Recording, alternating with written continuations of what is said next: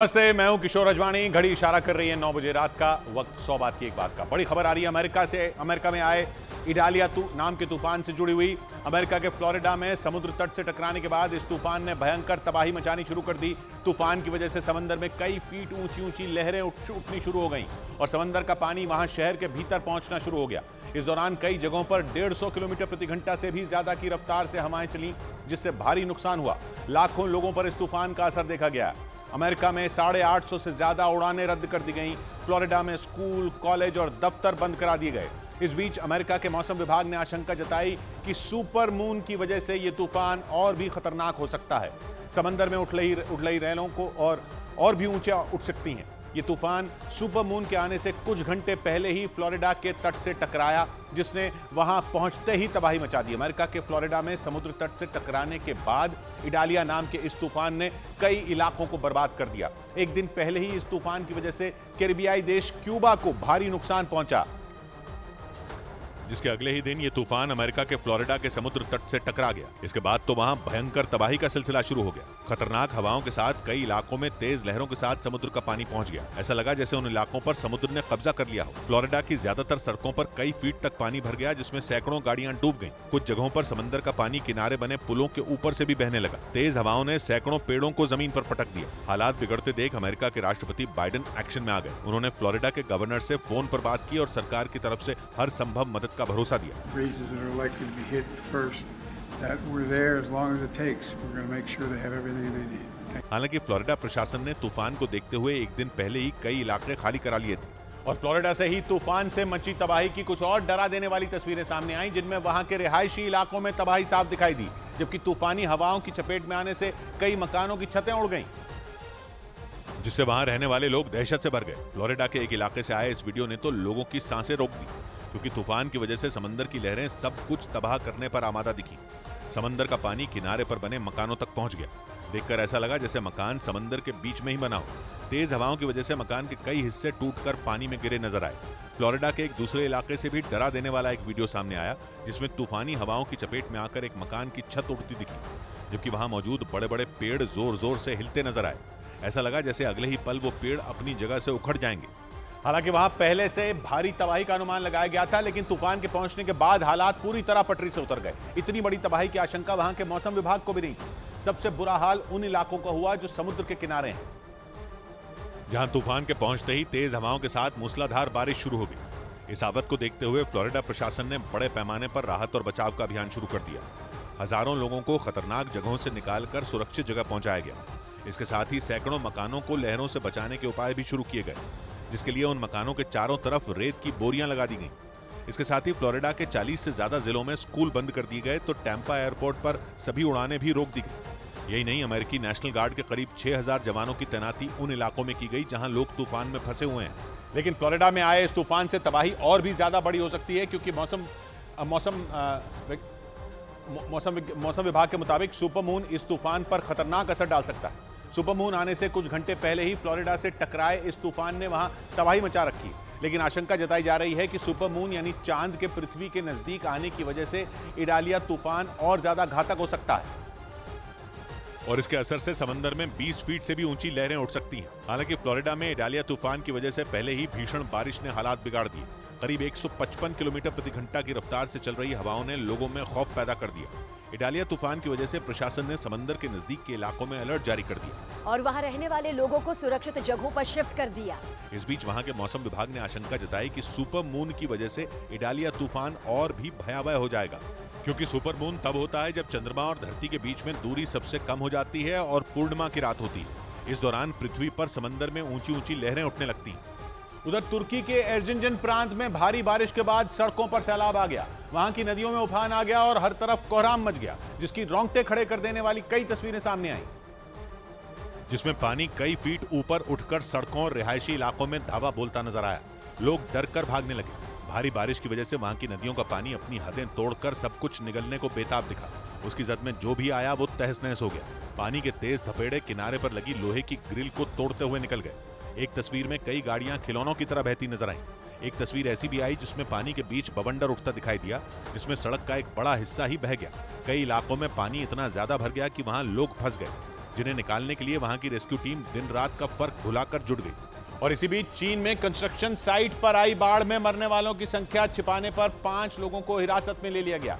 मामला 21 अगस्त का बताया गया, जब वहां के सिचुआन प्रांत में बाढ़ आई और हर तरफ तबाही और बर्बादी पसर गई। मैदान में पानी की नदी बहने लगी, वहां खड़ी गाड़ियां और मशीनें भी पानी में भीगने लगी। कई लोगों की मौत की खबर भी आई, लेकिन चीन के मीडिया के मुताबिक उस कंस्ट्रक्शन साइट के अधिकारियों ने बाढ़ से हुई मौतों की सही संख्या नहीं बताई। उन्होंने 79 लोगों को बचाने का दावा किया, जबकि 6 लोग लापता बताए गए। लेकिन चीन के मीडिया के मुताबिक जांच में पाया गया कि उस कंस्ट्रक्शन साइट पर आई बाढ़ में 48 लोग लापता हुए थे, जबकि 149 लोगों को बचा लिया गया था।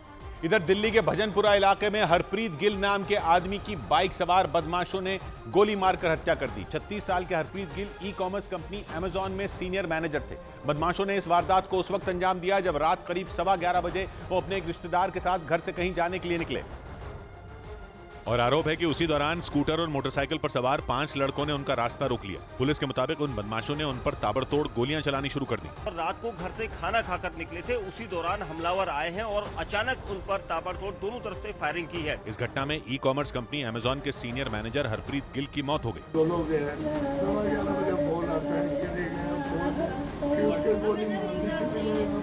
जबकि हरप्रीत के रिश्तेदार गोविंद गोली लगने से घायल हो गए, जिन्हें अस्पताल में भर्ती कराया गया। लेकिन हरप्रीत की मौत की खबर मिलते ही उनके घर में कोहराम मच गया। और दिल्ली के भजनपुरा में अमेजॉन के मैनेजर हरप्रीत सिंह की हत्या से जुड़ा एक सीसीटीवी वीडियो भी सामने आया, जिसमें घटना वाली जगह से कुछ लोग भागते दिखाई दिए।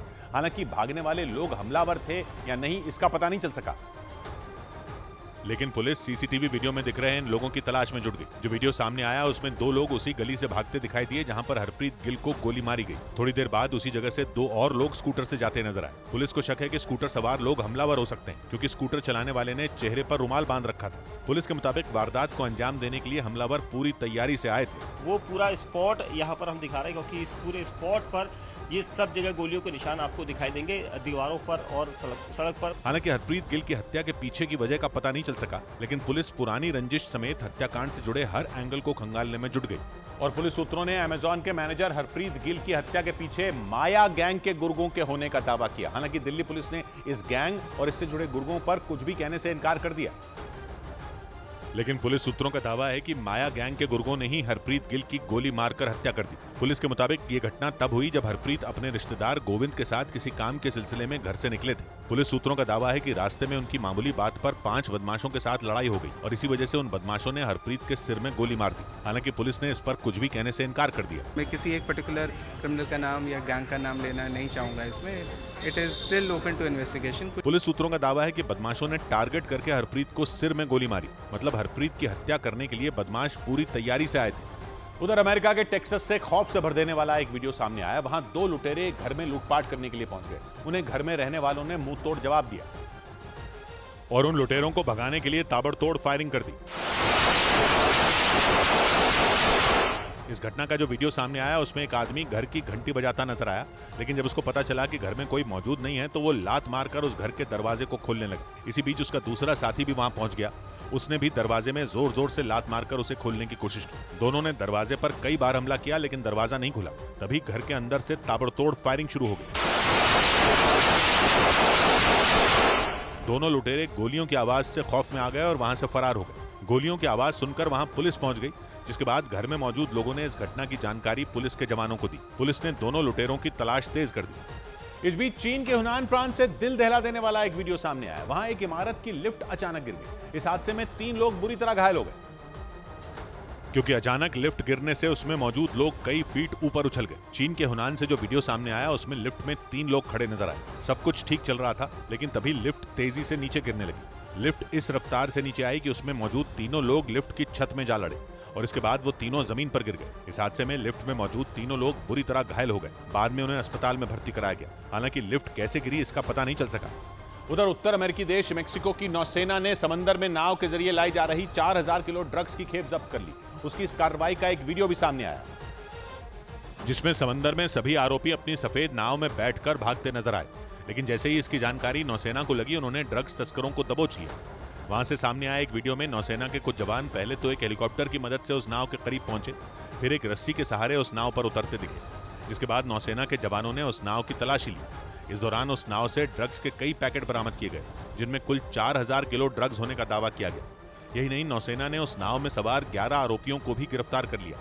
बताया गया कि नौसेना ने यह कार्रवाई दक्षिण मेक्सिको के पास प्रशांत महासागर में की।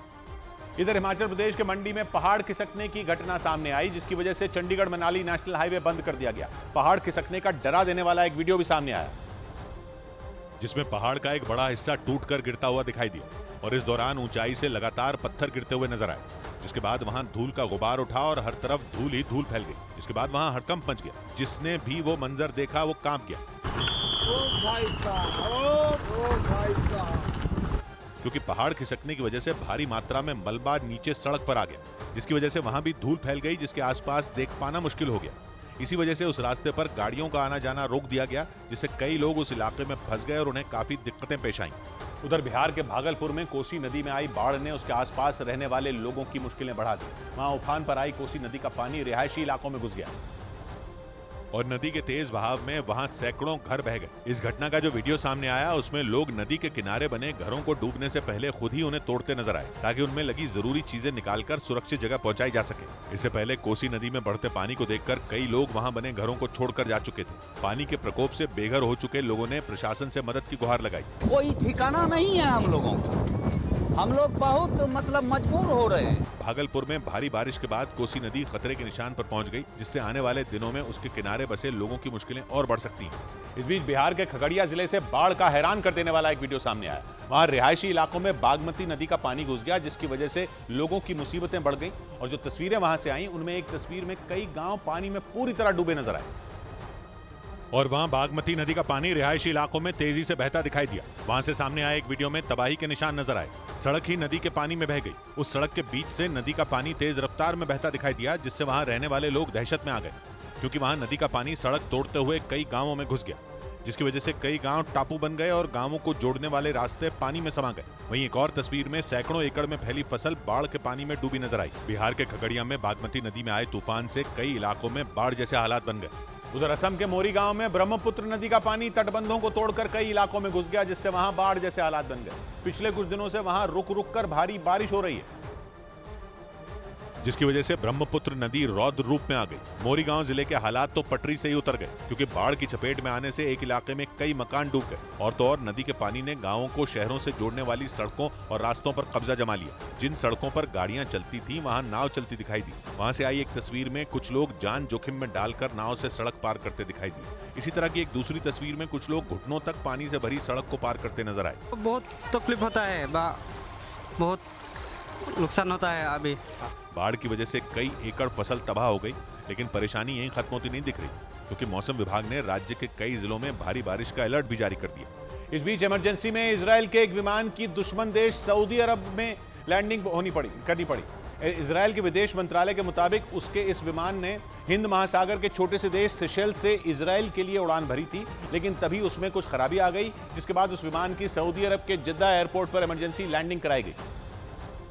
हालांकि सऊदी अरब में विमान उतरने की खबर से उसमें बैठे यात्री खौफ से भर गए, लेकिन जब वो विमान जद्दा एयरपोर्ट पर उतरा और वहां उनका स्वागत किया गया तो वो भी हैरान रह गए।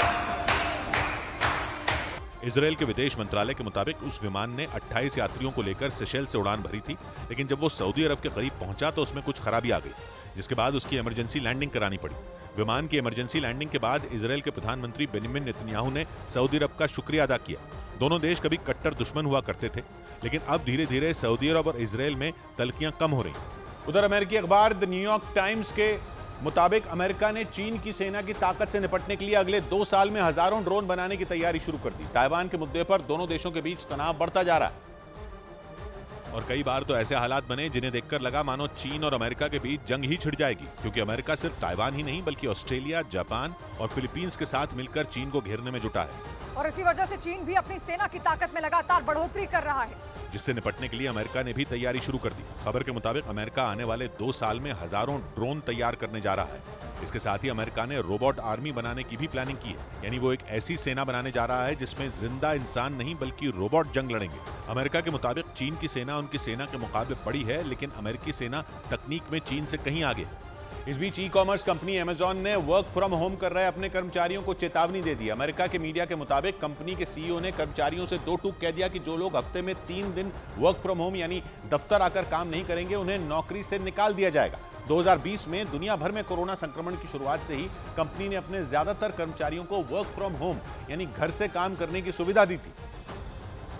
लेकिन कोविड संक्रमण का खतरा कम होने के बाद इसी साल मई से कंपनी ने सभी कर्मचारियों के लिए वर्क फ्रॉम ऑफिस को शुरू कर दिया और सभी कर्मचारियों को कम से कम हफ्ते में 3 दिन ऑफिस से काम करने का आदेश दिया गया। लेकिन कंपनी के आदेश के बाद भी बहुत से ऐसे कर्मचारी हैं जिन्होंने इसका पालन नहीं किया, जिसकी वजह से अमेजॉन के सीईओ नाराज हो गए। अमेरिका के मीडिया ने दावा किया कि कंपनी के बड़े अधिकारियों की एक मीटिंग के दौरान सीईओ एंडी जेसी ने दो टूक कह दिया कि जो कर्मचारी वर्क फ्रॉम ऑफिस के आदेश का पालन नहीं करेगा वो नई नौकरी तलाश ले। इधर मुंबई के पास ठाणे के एक इलाके में पुलिस टीम पर हमले का हैरान कर देने वाला एक वीडियो सामने आया। मुंबई पुलिस की टीम 3 दिन पहले उस इलाके में एक अपराधी को पकड़ने गई थी और इस वीडियो में दिखा कि जैसे ही पुलिस वालों ने उस आरोपी को पकड़कर अपनी गाड़ी में बैठाया, वहां मौजूद कुछ लोगों ने पथराव शुरू कर दिया। पुलिस की कार्रवाई से भड़के लोग गाड़ी पर चारों तरफ से पत्थर बरसाते दिखाई दिए, जिसके बाद कुछ पुलिस वालों ने गाड़ी से उतरकर उनका मुकाबला करने की कोशिश की। लेकिन जब हंगामा बढ़ने लगा तो पुलिस टीम वहां से तुरंत निकल गई। उनकी गाड़ी के निकलने के बाद भी कई लोग पीछे पीछे दौड़ते नजर आए। इस पत्थरबाजी में कई पुलिस वाले घायल हो गए। मुंबई पुलिस के मुताबिक उसकी एक टीम ठाणे के उस इलाके में 40 से ज्यादा ठगी के मामलों के आरोपी को पकड़ने गई थी। इस दौरान अपनी पहचान छिपाने के लिए पुलिस स्कूल वैन से वहां पहुंची, जबकि पुलिस वालों ने सादे कपड़ों में इस ऑपरेशन को अंजाम दिया। इस बीच दिल्ली के नजदीक उत्तर प्रदेश के गाजियाबाद में कोर्ट परिसर के अंदर एक वकील की गोली मारकर हत्या कर दी गई। पुलिस के मुताबिक हत्या की यह वारदात गाजियाबाद तहसील के अंदर उस समय हुई जब वो वकील अपने चेंबर में एक साथी के साथ खाना खा रहे थे। लेकिन इसी दौरान उनके चेंबर में चेहरा ढके 2 हमलावर घुस गए, जिसके बाद उन्होंने मनोज चौधरी नाम के वकील पर गोली चला दी और वहां से फरार हो गए। उनमें से एक व्यक्ति सीधे उनके पास गया और असले से उनके कनपट्टी में गोली मार दिया है। पुलिस के मुताबिक गोली लगते ही मनोज चौधरी की मौत हो गई। दिन दहाड़े हुए इस गोलीकांड के बाद गाजियाबाद तहसील दफ्तर में दहशत फैल गई। हत्या वाली जगह पर वकीलों की भारी भीड़ जुट गई। सूचना मिलते ही पुलिस के कई बड़े अफसर घटना वाली जगह पर पहुंचे और हत्या की जांच करते हुए हमलावरों की तलाश तेज कर दी। और गाजियाबाद में हुए वकील के मर्डर के पीछे पारिवारिक रंजिश की आशंका जताई गई। मृतक वकील के परिवार वालों ने आरोप लगाया कि इस हत्याकांड को उनके ही रिश्तेदारों ने अंजाम दिया। इस बीच वकील की हत्या से जुड़ा एक सीसीटीवी वीडियो भी सामने आया, जिसमें मोटरसाइकिल से 2 आरोपी भागते दिखे। इस वीडियो को देखकर मृतक वकील मनोज चौधरी की बहन ने आरोप लगाया कि उसके भाई मनोज चौधरी की हत्या उसकी बड़ी बहन के पति ने की और दावा किया कि आरोपी की पत्नी ने खुद उसकी पहचान की। अमित डागर और नितिन डागर उस फुटेज में दिख रहे हैं बाइक पे अपना मुंह छुपाते हुए, लेकिन उसकी पत्नी ने उनको पहचान लिया है। मृतक वकील के परिवार की शिकायत के बाद पुलिस ने 5 लोगों के खिलाफ मुकदमा दर्ज कर लिया। तहरीर के अनुसार हत्या का मुख्य कारण पारिवारिक विवाद बताया जा रहा है। गाजियाबाद में वकील की हत्या के बाद पुलिस एक्शन में आ गई और मृतक वकील के परिवार वालों के आरोपों के आधार पर मामले की जांच में जुट गई। उधर पश्चिम बंगाल के नादिया में एक दिन पहले गहनों की दुकान में हुई लूटपाट का एक नया वीडियो सामने आया, जिसमें पुलिस उस दुकान को लूटने वाले बदमाशों का पीछा करती नजर आई और पुलिसकर्मी काफी देर तक सड़क पर उनका पीछा करते दिखे। इस दौरान दोनों तरफ से फायरिंग भी की गई। सामने आए नए वीडियो में सड़क पर उस वक्त और भी कई लोग नजर आए। पुलिस के मुताबिक दिन दहाड़े नादिया के राना घाट में गहनों की दुकान में लूटपाट की गई और दुकान में घुसे 9 बदमाशों ने करीब आधे घंटे में लाखों के गहनों पर हाथ साफ कर दिया और इस दौरान वहां के स्टाफ से मारपीट भी की गई। हालांकि इससे पहले कि बदमाश वहां से निकल पाते पुलिस वहां पहुंच गई, जिसके बाद बदमाशों ने फायरिंग करनी शुरू कर दी, जिसके बाद पुलिस ने जवाबी फायरिंग की और 4 बदमाशों को गिरफ्त में ले लिया। इधर उत्तर प्रदेश के बाराबंकी से एक स्कूल के क्लासरूम में टीचर को तलाक देने का हैरान करने वाला मामला सामने आया। उस महिला टीचर के मुताबिक जब वो क्लासरूम में बच्चों को पढ़ा रही थी तभी उनके पति ने उनसे बदसलूकी की, लेकिन जब उन्होंने इसका विरोध किया तो आरोप है कि उनके पति ने क्लासरूम में ही उन्हें तलाक दे दिया, जिसके बाद उस महिला ने इसकी शिकायत पुलिस से की। पुलिस के मुताबिक 3 साल पहले उनका निकाह हुआ था, लेकिन करीब 2 साल से वो महिला अपने मायके में रहकर एक प्राइवेट स्कूल में पढ़ा रही थी। महिला ने आरोप लगाया कि शादी के 1 महीने बाद ही दहेज के लिए उनके साथ पति और ससुराल वालों ने मारपीट शुरू कर दी और जबरन मायके भेज दिया। महिला ने यह भी आरोप लगाया कि उन्हें तलाक देकर उनका पति दूसरी शादी करने की तैयारी में। 3 तलाक बोले और गालियां दी और बोले कि हमें शादी करनी है दूसरी, ये कहते हुए और 3 तलाक देकर और चले गए। पुलिस ने महिला की शिकायत पर आरोपी पति के खिलाफ केस दर्ज कर लिया। इधर दिल्ली की तिहाड़ जेल के जेलर दीपक शर्मा पर महिला पहलवान रौनक गुलिया ने सट्टेबाजी समेत कई गंभीर आरोप लगा दिए। एक दिन पहले दीपक शर्मा ने रौनक गुलिया और उनके पति अंकित गुलिया पर 51 लाख रुपए ठगने का आरोप लगाया था, जिसके बाद रौनक गुलिया ने तिहाड़ जेल के जेलर दीपक शर्मा के इन आरोपों से इनकार करते हुए उल्टा उन्हीं पर आरोपों की झड़ी लगा दी। पहलवान रौनक गुलिया ने दावा किया कि वो फरार नहीं है बल्कि अपने घर पर ही हैं और उन पर आरोप लगाने वाले दीपक शर्मा उनके पति अंकित को पहले से ही जानते थे। उसके साथ इसका 2 नंबर का अपना लेन देन है, कुछ सट्टे वट्टे का, कुछ दारू का, गाड़ियों का, ये काम करते थे दोनों साथ में। लेकिन एएसपी दीपक शर्मा अपने आरोपों पर कायम रहे। मैं एक दोस्ती के चलते इन पे भरोसा करता रहा और ये लोग मेरे साथ विश्वासघात कर गए। एक दिन पहले दीपक शर्मा ने यह आरोप लगाया कि रौनक गुलिया और उनके पति अंकित ने हेल्थ प्रोडक्ट का बिजनेस शुरू करने के नाम पर उनसे 51 लाख रुपए ठग लिए। खबर है कि इस आरोप के बाद रौनक ने खुदकुशी की कोशिश की। उधर ईरान की मीडिया ने दावा किया कि वहां हिजाब के विरोध में गाना गाने पर वहां के एक मशहूर संगीतकार को गिरफ्तार कर लिया गया। आरोप लगा कि उन्होंने हिजाब का विरोध करने वाली महिलाओं के समर्थन में गाना गाकर हिजाब विरोधी आंदोलन को हवा दी, जिसके बाद ईरान के मशहूर संगीतकार मेहदी याराही को गिरफ्तार कर लिया गया। इतना ही नहीं, दोषी पाए जाने के बाद ईरान के कानून के मुताबिक उन्हें मौत की सजा हो सकती है। ईरान की मीडिया के मुताबिक उन्होंने अगले महीने हिजाब के विरोध में होने वाले प्रदर्शन के लिए गाना गाया था, जो सोशल मीडिया पर वायरल हो गया, जिसके बाद ईरान की पुलिस ने उन्हें गिरफ्तार कर लिया। ईरान में पिछले साल सितंबर में महसा अमीनी की पुलिस हिरासत में मौत के बाद बड़े पैमाने पर हिंसा भड़क गई थी। इस दौरान पुलिस ने कई प्रदर्शनकारियों को गिरफ्तार किया था, जिसके बाद कई लोगों को फांसी दे दी गई। यही वजह रही कि ईरान में हिजाब को लेकर अब तक विरोध थमा नहीं है, लेकिन इसके बावजूद सरकार लगातार हिजाब से जुड़े कानून का पालन करवाने के लिए सख्त कदम उठा रही है। इधर दिल्ली की तिहाड़ जेल के जेलर दीपक शर्मा पर महिला पहलवान रौनक गुलिया ने जो इल्जाम लगाया उसकी खबर हमने आपको बताई। और इस बीच ईरान की मीडिया के मुताबिक इजराइल के वेट लिफ्टर से हाथ मिलाने पर ईरान ने अपने एक वेट लिफ्टर पर बैन लगा दिया। मुस्तफा रजाई नाम के ईरान के उस वेट लिफ्टर ने पोलैंड में एक प्रतियोगिता के दौरान इजराइल के वेट लिफ्टर से हाथ मिला लिया था और दावा किया गया कि इसीलिए मुस्तफा रजाई पर प्रतिबंध लगा दिया गया, क्योंकि ईरान अपने खिलाड़ियों को अपने कट्टर दुश्मन इजराइल के खिलाड़ियों से किसी भी तरह के संबंध रखने की इजाजत नहीं देता। लेकिन ईरान की मीडिया के मुताबिक वेट लिफ्टर मुस्तफा रजाई ने पोलैंड में आयोजित विश्व मास्टर्स चैंपियनशिप के दौरान इजराइल के वेट लिफ्टर से हाथ मिला लिया, जिसकी वजह से ईरान की सरकार भड़क गई और उसने मुस्तफा रजाई पर किसी भी खेल प्रतियोगिता में शामिल होने पर आजीवन प्रतिबंध लगा दिया। इससे पहले हिजाब न पहनने वाली खिलाड़ियों के खिलाफ भी ईरान की सरकार सख्ती बरत चुकी है। उधर पाकिस्तान में रहने वाले हिंदुओं पर हो रहे जुल्म की पोल वहां से आए एक वीडियो से खुल गई। आरोप है कि वहां कुछ बदमाश सिंध इलाके के 2 हिंदू कारोबारियों को अगवा कर उन्हें बलूचिस्तान ले गए और उन्हें छोड़ने के बदले में उनके परिवारों से पैसों की मांग की। लेकिन जब उनकी ये मांग पूरी नहीं हुई तो उन्होंने उन दोनों कारोबारियों को बांधकर बुरी तरह पीटा और उनका वीडियो बनाकर उनके घर वालों को भेज दिया। इस वीडियो में उनमें एक कारोबारी एक खंबे से बंधा नजर आया। इस दौरान वो बदमाश उनकी पीठ पर कोड़े बरसाते नजर आए।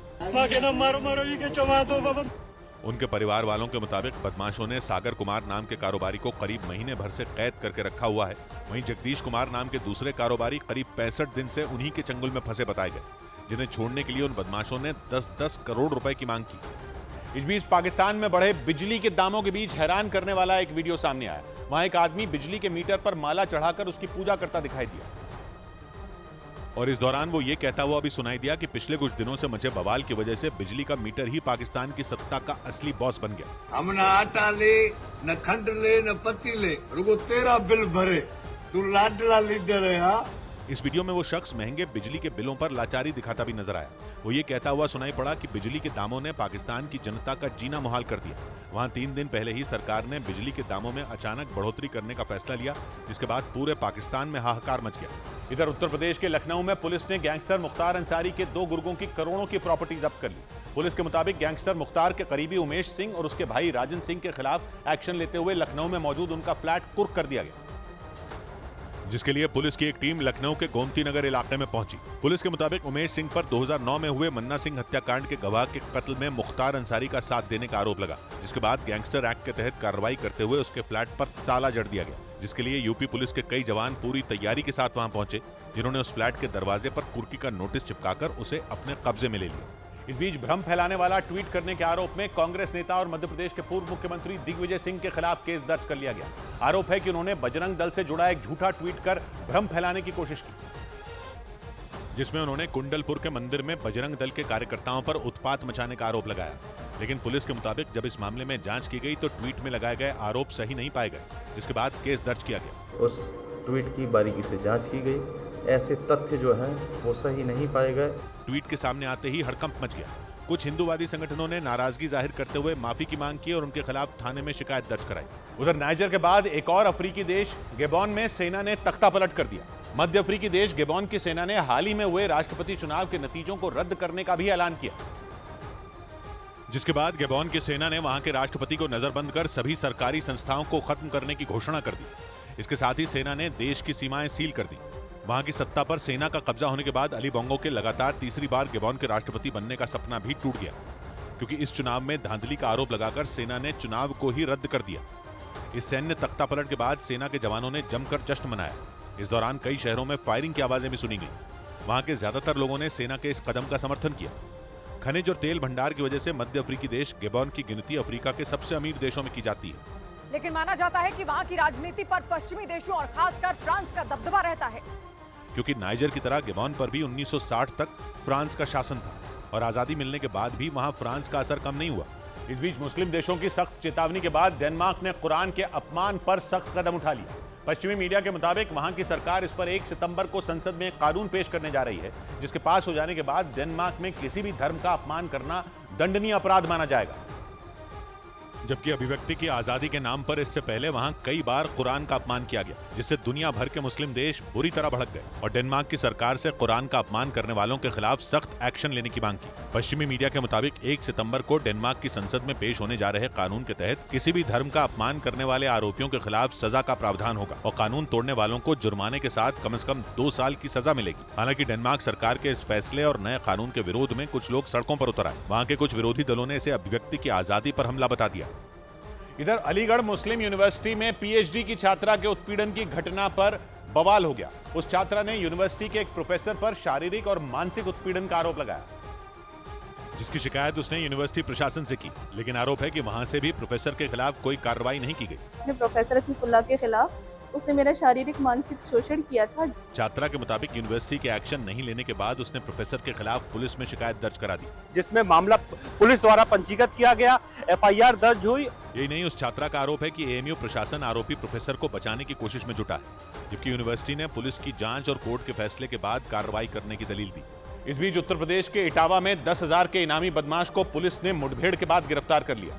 पुलिस के मुताबिक चेकिंग के दौरान मोटरसाइकिल सवार 2 बदमाशों को पुलिस ने रोकने की कोशिश की तो उन्होंने पुलिस पर फायरिंग कर दी, जिसके जवाब में पुलिस ने भी उन पर फायरिंग की, जिसके बाद पुलिस की गोली लगने से एक बदमाश घायल हो गया, जिसे गिरफ्तार कर लिया गया, जबकि दूसरा बदमाश वहां से फरार हो गया। बाद में उस इनामी बदमाश को इलाज के लिए अस्पताल ले जाया गया। गिरफ्तार किए गए आरोपी की पहचान प्रिंकल यादव के तौर पर हुई, जो 10,000 रुपए का इनामी बदमाश था। शातिर बदमाश को मुठभेड़ में गिरफ्तार किया है, ये विधिक कार्रवाई अमल में लाई जा रही है। पुलिस को उस बदमाश के पास से कुछ हथियार भी बरामद हुए। इस घटना के बाद पुलिस ने उस पूरे इलाके को सील कर दिया और दूसरे बदमाश की तलाश में जुट गई। उधर अमेरिका के वाशिंगटन डीसी से एक ऐसा मामला सामने आया जिसने सबको चौंका दिया। वहां रेस्टोरेंट चेन मैकडॉनल्ड्स के एक आउटलेट में एक 16 साल की लड़की को सॉस मांगने की वजह से हुए विवाद के बाद चाकू से गोद दिया गया, जिससे उसकी मौत हो गई। वाशिंगटन डीसी की पुलिस के मुताबिक 16 साल की उस लड़की का रेस्टोरेंट चेन मैकडॉनल्ड्स के उस आउटलेट में मौजूद एक दूसरी लड़की से विवाद हो गया। बताया गया कि उसने वहां सॉस की मांग की, जिसके बाद आरोपी लड़की ने उसके सीने में करीब 3.5 इंच लंबा चाकू उतार दिया, जिसका असर ये हुआ कि उसने अस्पताल पहुंचने से पहले ही दम तोड़ दिया। पुलिस के मुताबिक आधी रात को हुई इस वारदात के बाद आरोपी लड़की वहां से फरार हो गई। हालांकि बाद में पुलिस ने उस लड़की को गिरफ्तार कर लिया। इस बीच यूरोप के देश ग्रीस के जंगलों में लगी आग अमेरिका के न्यूयॉर्क शहर से भी ज्यादा बड़े इलाके में फैल गई। ग्रीस के पूर्वोत्तर इलाके के जंगल पिछले 11 दिनों से धधक रहे हैं और इस आग की चपेट में आकर करीब 20 लोगों की मौत हो गई, जबकि दमकल कर्मियों ने आग पर काबू पाने के लिए एड़ी चोटी का जोर लगा दिया। वहां से जो तस्वीरें सामने आई उनमें जंगल से उठती आग की ऊंची ऊंची लपटें और आसमान में हर तरफ काला धुआं दिखाई दिया। धरती के वातावरण की निगरानी करने वाली यूरोपियन यूनियन की एक संस्था के मुताबिक ग्रीस के जंगलों में लगी आग अब तक अमेरिका के न्यूयॉर्क शहर से भी ज्यादा बड़े इलाके को झुलसा चुकी है और इस भीषण आग ने सबसे ज्यादा नुकसान ग्रीस के एवरोस क्षेत्र में पहुंचाया। इसलिए इस आग को बुझाने में ग्रीस की मदद के लिए उसके पड़ोसी देश भी उतर आए। उधर न्यूज एजेंसी रॉयटर्स के मुताबिक एस्टोनिया के करीब रूस के स्कोव शहर पर ताबड़तोड़ ड्रोन हमले हुए। दावा किया गया कि वहां एक एयरपोर्ट को निशाना बनाकर 20 से ज्यादा ड्रोन हमले किए गए, जिनमें रूस के 4 एयरक्राफ्ट बर्बाद हो गए। इस हमले के वीडियो भी सामने आए, जिनमें जोरदार विस्फोट के बाद वहां आग की ऊंची ऊंची लपटें उठती दिखाई दी और धुएं के गुबार ने आसमान पर कब्जा जमा लिया। इस हमले के बाद पूरे इलाके में दहशत फैल गई। रॉयटर्स की रिपोर्ट के मुताबिक यह अटैक यूक्रेन से करीब 600 किलोमीटर दूर नेटो सदस्य देश एस्टोनिया के नजदीक रूस के स्कोव शहर के एयरपोर्ट पर हुआ, जिसमें वहां खड़े 4 एयरक्राफ्ट जलकर राख हो गए। हालांकि रूस की सेना ने दावा किया कि उनके सैनिकों ने उस एयरपोर्ट पर छोड़े गए सभी ड्रोन मार गिराए, लेकिन ड्रोन का मलबा उन विमानों पर गिरने की वजह से आग लग गई। इधर यूपी के हापुड़ में वकीलों पर हुए पथराव की घटना के विरोध में अलीगढ़ में वकीलों ने जमकर हंगामा किया।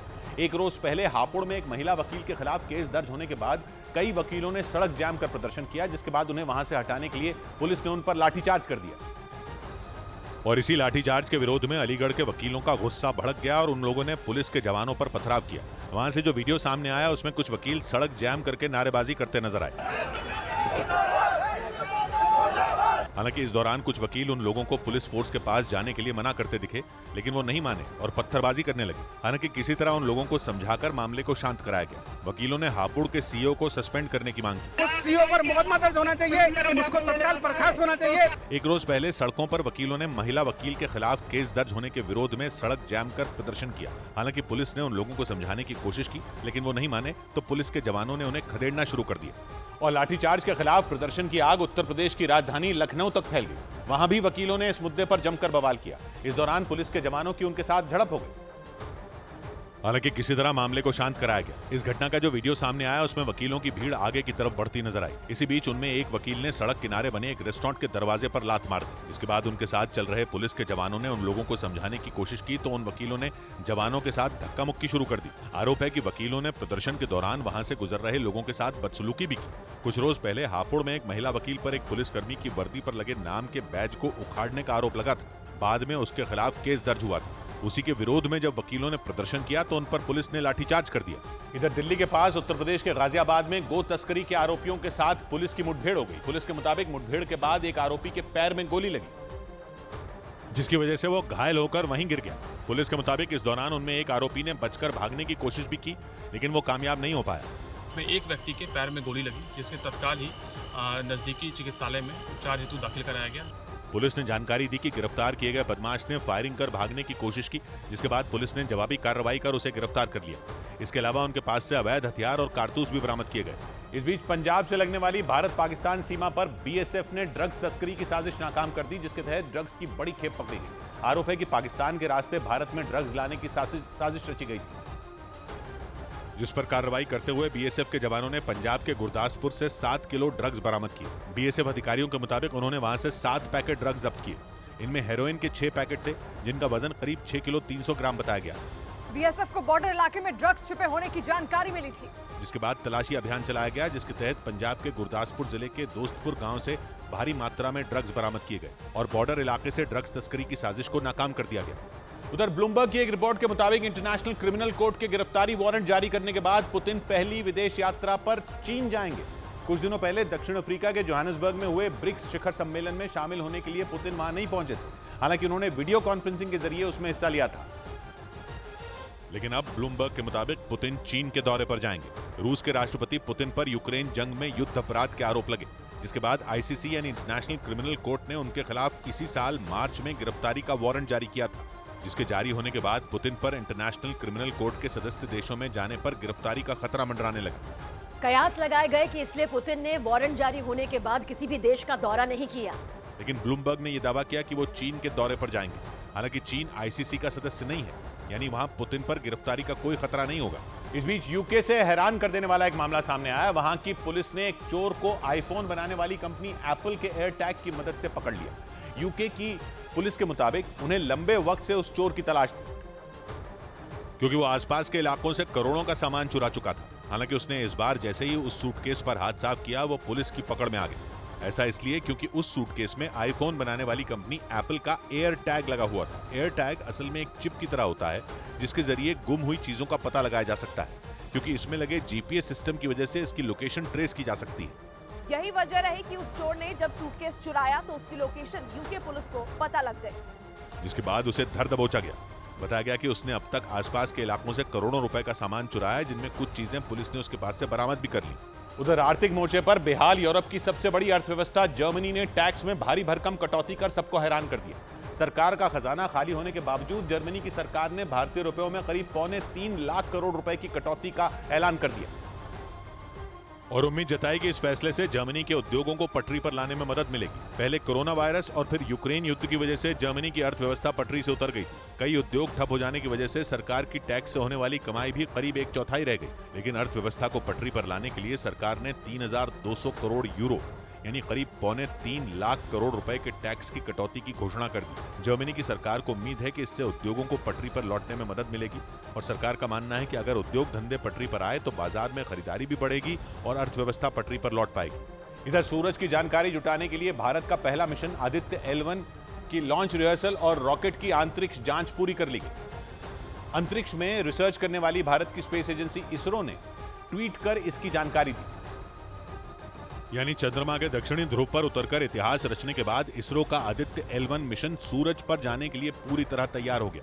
इसरो के मुताबिक 2 सितंबर को सुबह करीब 11:50 पर आंध्र प्रदेश के श्रीहरिकोटा अंतरिक्ष केंद्र से इसे लॉन्च किया जाएगा, जिसकी पूरी तैयारी कर ली गई। इसरो ने ट्वीट कर यह जानकारी दी कि आदित्य L1 को रवाना करने से पहले लॉन्च रिहर्सल और रॉकेट की आंतरिक पड़ताल की गई, ताकि ऐन वक्त पर किसी तरह की कोई परेशानी ना हो। आदित्य L1 को PSLV C-57 रॉकेट से लॉन्च किया जाएगा, जो करीब 4 महीने बाद 15 लाख किलोमीटर की दूरी तय कर पृथ्वी और सूरज के बीच मौजूद L1 पॉइंट पर पहुंचेगा।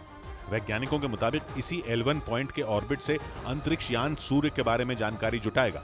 इस बीच भारत की स्पेस एजेंसी इसरो ने यह जानकारी दी कि चांद के दक्षिणी ध्रुव पर रिसर्च में जुटे रोवर प्रज्ञान ने वहां ऑक्सीजन मिलने की पुष्टि कर दी। इसके अलावा रोवर ने चांद की मिट्टी में ऑक्सीजन समेत 9 तत्व होने की भी जानकारी दी।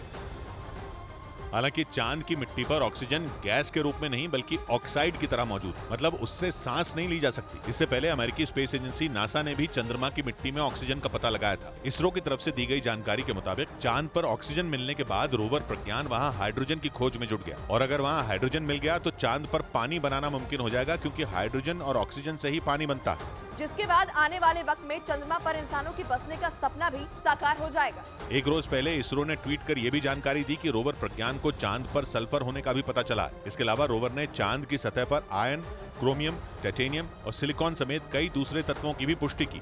और चांद की सतह पर रिसर्च में जुटे रोवर प्रज्ञान ने पहली बार लैंडर विक्रम की तस्वीर भेजी, जिसे भारत की स्पेस एजेंसी इसरो ने जारी किया।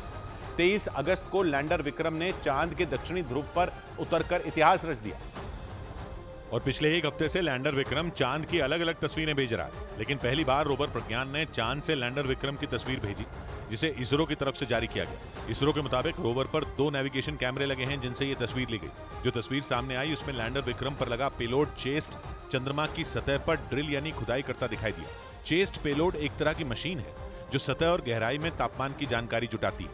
इसरो ने लैंडर और रोवर से ली गई 10 तस्वीरें और 4 वीडियो शेयर की। एक रोज पहले ही इसरो ने लैंडर के चांद पर उतरने का एक वीडियो जारी किया, जिसमें चंद्रमा की सतह पर कई छोटे और कुछ बड़े गड्ढे नजर आए। उधर रूस के सेंट पीटर्सबर्ग में वैगनर ग्रुप के मुखिया येवगेनी प्रिगोजिन के अंतिम संस्कार में पुतिन नहीं पहुंचे। बताया गया कि जब उनका अंतिम संस्कार किया जा रहा था तब पुतिन अपने अधिकारियों के साथ बैठक कर रहे थे। यानी पुतिन ने बागी वैगनर ग्रुप के मुखिया के अंतिम संस्कार से दूरी बना ली। येवगेनी प्रिगोजिन को भारी सुरक्षा के बीच सेंट पीटर्सबर्ग के कब्रिस्तान में दफनाया गया। रूस के मीडिया के मुताबिक प्रिगोजिन के परिवार वालों ने यह इच्छा जताई थी कि अंतिम संस्कार में कोई दिखावा न किया जाए। यही वजह रही कि आम लोगों को उनके अंतिम संस्कार में शामिल होने की इजाजत नहीं मिली। पिछले हफ्ते रूस में एक विमान दुर्घटना में येवगेनी प्रिगोजिन की मौत हुई थी और अब उनका अंतिम संस्कार किया गया।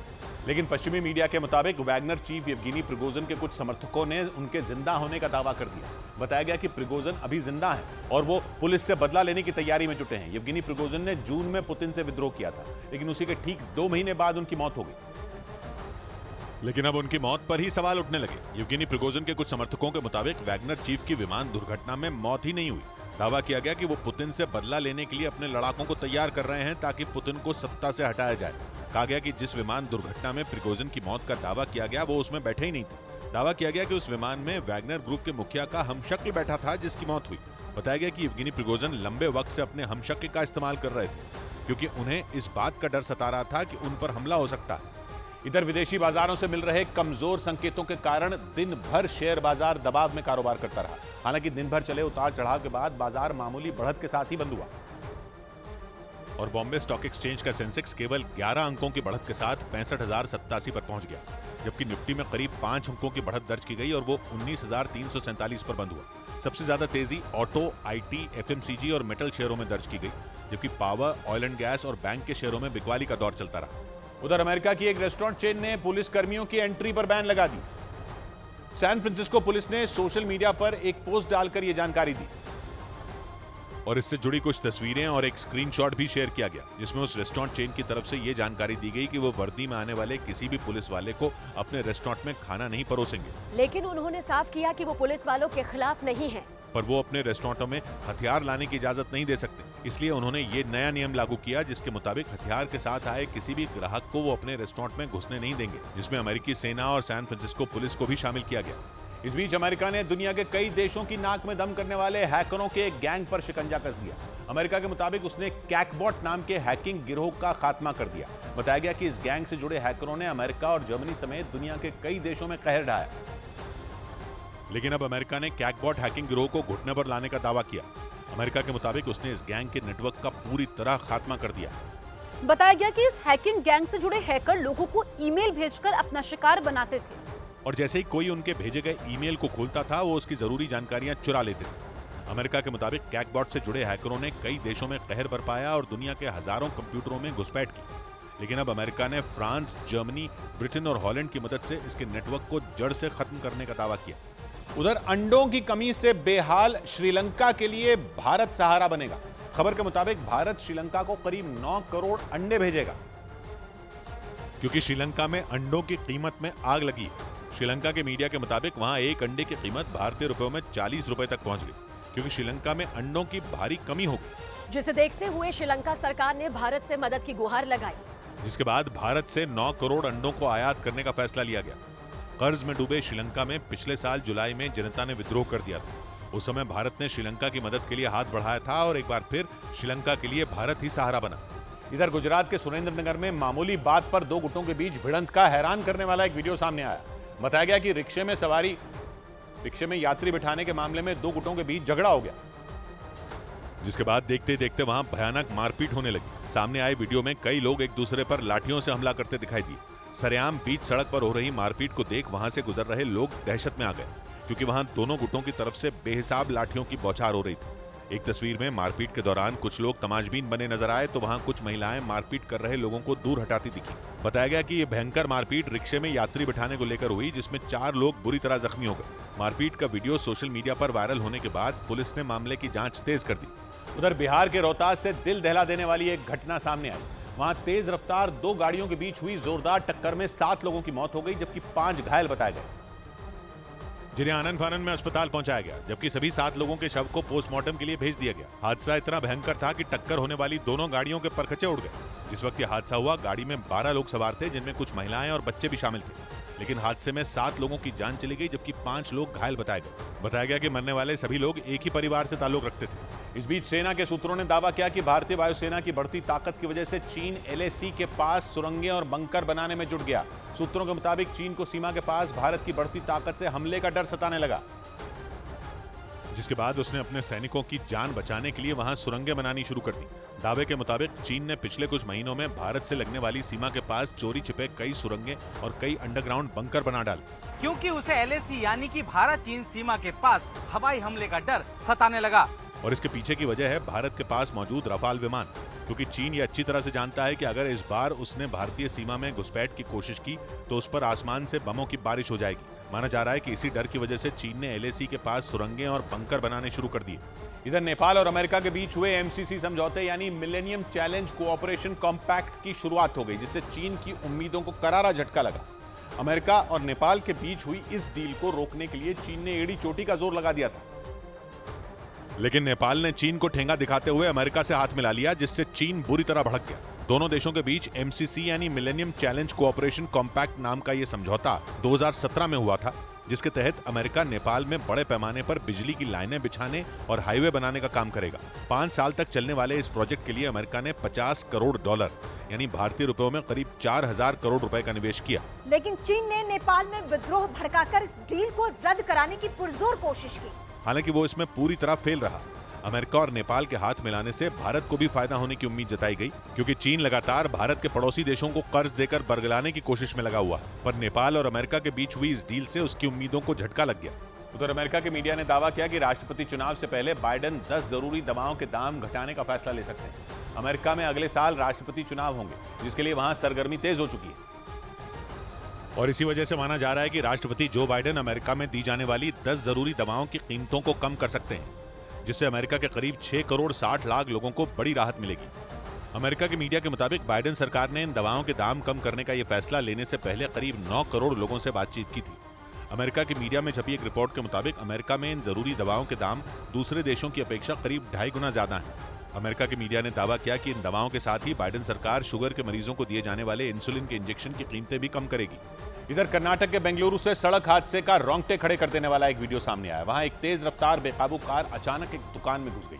जिस दौरान यह हादसा हुआ उस दुकान के पास एक महिला भी खड़ी दिखी और सामने आए वीडियो में वो महिला उस दुकान के बेहद करीब खरीदारी करती नजर आई। सब कुछ ठीक चल रहा था, लेकिन तभी वो कार बेकाबू होकर उसके बेहद करीब से होते हुए पास की दुकान में घुस गई। इसके बाद जो हुआ, ब्रेक के बाद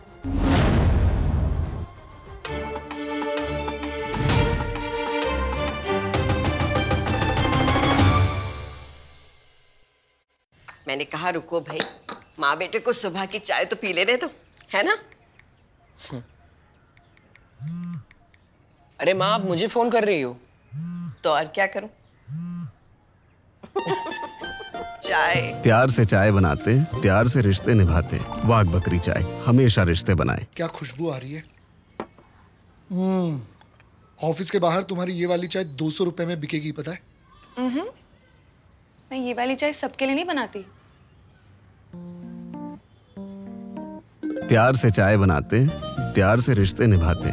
वाघ बकरी चाय हमेशा रिश्ते बनाए। वहां पहुंचते ही तबाही मचा दी। अमेरिका के फ्लोरिडा में समुद्र तट से टकराने के बाद इडालिया नाम के इस तूफान ने कई इलाकों को बर्बाद कर दिया। एक दिन पहले ही इस तूफान की वजह से कैरिबियाई देश क्यूबा को भारी नुकसान पहुंचा, जिसके अगले ही दिन ये तूफान अमेरिका के फ्लोरिडा के समुद्र तट से टकरा गया। इसके बाद तो वहां भयंकर तबाही का सिलसिला शुरू हो गया। खतरनाक हवाओं के साथ कई इलाकों में तेज लहरों के साथ समुद्र का पानी पहुंच गया। ऐसा लगा जैसे उन इलाकों पर समुद्र ने कब्जा कर लिया हो। फ्लोरिडा की ज्यादातर सड़कों पर कई फीट तक पानी भर गया, जिसमें सैकड़ों गाड़ियां डूब गईं। कुछ जगहों पर समंदर का पानी किनारे बने पुलों के ऊपर से भी बहने लगा। तेज हवाओं ने सैकड़ों पेड़ों को जमीन पर पटक दिया। हालात बिगड़ते देख अमेरिका के राष्ट्रपति बाइडेन एक्शन में आ गए। उन्होंने फ्लोरिडा के गवर्नर से फोन पर बात की और सरकार की तरफ से हर संभव मदद का भरोसा दिया। Regions that are likely to be hit first, that we're there as long as it takes. We're going to make sure they have everything they need. हालांकि फ्लोरिडा प्रशासन ने तूफान को देखते हुए एक दिन पहले ही कई इलाके खाली करा लिए थे और फ्लोरिडा से ही तूफान से मची तबाही की कुछ और डरा देने वाली तस्वीरें सामने आईं, जिनमें वहां के रिहायशी इलाकों में तबाही साफ दिखाई दी,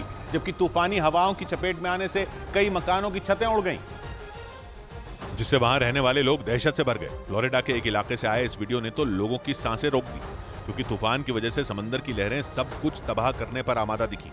समंदर का पानी किनारे पर बने मकानों तक पहुंच गया। देखकर ऐसा लगा जैसे मकान समंदर के बीच में ही बना हो। तेज हवाओं की वजह से मकान के कई हिस्से टूटकर पानी में गिरे नजर आए। फ्लोरिडा के एक दूसरे इलाके से भी डरा देने वाला एक वीडियो सामने आया, जिसमें तूफानी हवाओं की चपेट में आकर एक मकान की छत उड़ती दिखी, जबकि वहां मौजूद बड़े बड़े पेड़ जोर जोर से हिलते नजर आए। ऐसा लगा जैसे अगले ही पल वो पेड़ अपनी जगह से उखड़ जाएंगे। हालांकि वहां पहले से भारी तबाही का अनुमान लगाया गया था, लेकिन तूफान के पहुंचने के बाद हालात पूरी तरह पटरी से उतर गए। इतनी बड़ी तबाही की आशंका वहां के मौसम विभाग को भी नहीं थी। सबसे बुरा हाल उन इलाकों का हुआ जो समुद्र के किनारे हैं, जहां तूफान के पहुंचते ही तेज हवाओं के साथ मूसलाधार बारिश शुरू हो गई। इस आफत को देखते हुए फ्लोरिडा प्रशासन ने बड़े पैमाने पर राहत और बचाव का अभियान शुरू कर दिया। हजारों लोगों को खतरनाक जगहों से निकालकर सुरक्षित जगह पहुंचाया गया। इसके साथ ही सैकड़ों मकानों को लहरों से बचाने के उपाय भी शुरू किए गए, जिसके लिए उन मकानों के चारों तरफ रेत की बोरियां लगा दी गईं।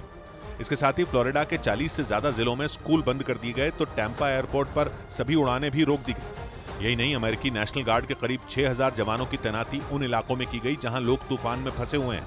लेकिन फ्लोरिडा में आए इस तूफान से तबाही और भी ज्यादा बड़ी हो सकती है, क्योंकि मौसम